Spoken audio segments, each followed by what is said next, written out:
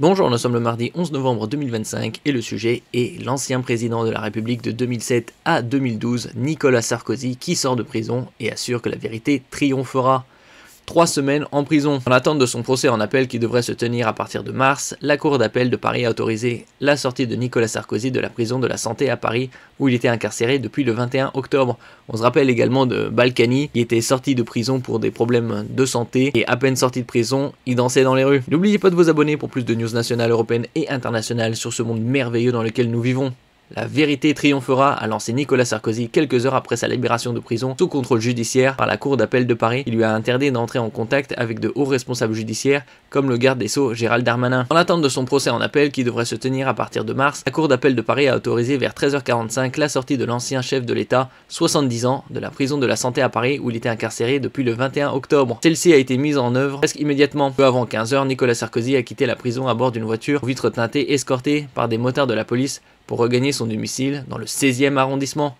C'est dur, c'est très dur. Oui, pour lui, c'est le jour et la nuit. La prison, c'est dur, c'est très dur. Et encore, il a été normalement accommodé dû à son rang d'ancien chef de l'État. Ça l'est certainement pour tout détenu, je dirais même que c'est éreintant. Avait-il témoigné lundi matin en visioconférence à l'audience d'examen de sa requête, offrant la première image de l'histoire d'un ancien président de la République en prison.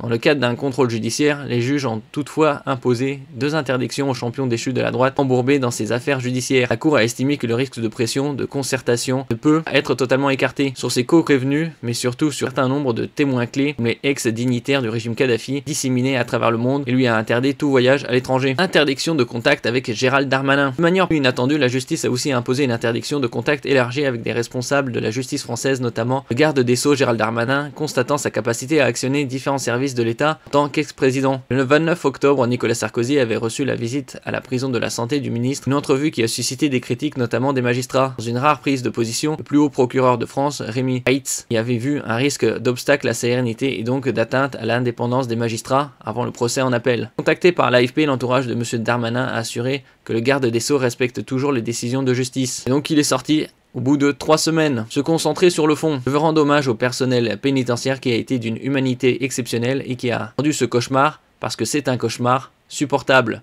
a déclaré à l'audience Nicolas Sarkozy, vêtu d'une veste bleu foncé, pull et chemise, apparaissant à l'écran dans une salle au mur blanc avec 2 de ses avocats. L'ancien chef de l'État ne se rendra pas mardi matin aux commémorations du 11 novembre sur les Champs-Élysées, à l'Arc de Triomphe auquel il est protocolairement invité, a indiqué son entourage à l'AFP.